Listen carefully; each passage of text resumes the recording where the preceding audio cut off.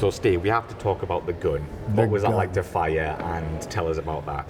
The gun is an earth-shaking experience. The gun in the A-10 is absolutely something to behold. And once upon a time they talked about making the gun and building the aircraft around it. That's not exactly right, although the specification was for a gun that would work against armor, and it had to be a sizable piece of kit. Consequently, they had to make adjustments in the airplane for the big boy to fit. For example, the nose wheel is offset to the right. It's not in the middle of the airplane. It has to be because the gun goes above it and straight on down through the nose. But the gun is the only thing better than talking about the gun is shooting it.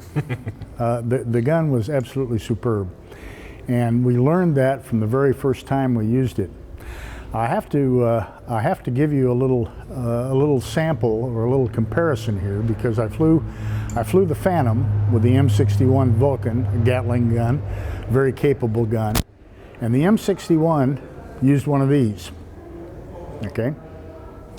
6-barrel Gatling gun, 6,000 rounds a minute, fired lots of bullets this size.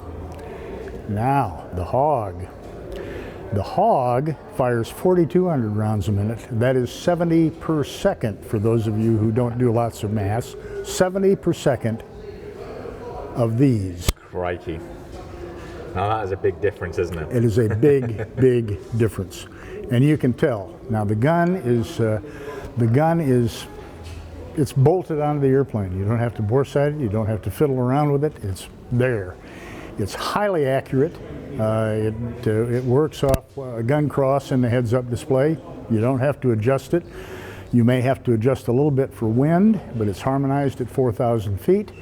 If you're a little outside 4,000 feet, you pick it up just a tad. If you're inside, you might drop it just a little bit, but you don't need to do much of anything. When you squeeze that trigger, remember you're getting 70 per second out of the gun. When you squeeze that trigger and you sit there even with a helmet on in an enclosed cockpit and you hear the you know something big is happening. And you look 4,000 feet downrange and you see this little big clump of bullets hitting in a very, very small area, and you visualize what it must be like to be sitting in a tank where those are going off. So the gun in the A-10 is and will be legendary. It is the most amazing bit of airborne artillery in the fighter world, I think. Mm-hmm. And can you remember your first time firing that? That must have been an experience. Oh yes, and that's exactly what it was. You roll in. This was, of course, at a gunnery range. It was just a target out there. You roll in. You put the gun cross on the target. You stabilize. You squeeze the trigger, and you don't realize how many rounds you're getting out until you get used to it. I squeezed a little too long. I probably got a couple of hundred rounds out the first time. Wow. And again, there's a and then they hit, and you look at it, and you just say, "Oh, Jesus." Because that's the kind of effect it has on you when you fire the gun. I can imagine. So what other weapons could the A-10 carry? All sorts. Hard bombs like the F4 did, 500 pounders, 750 pounders. The secondary weapon is probably the AGM-65 Maverick. And the Maverick is either TV guided or infrared guided.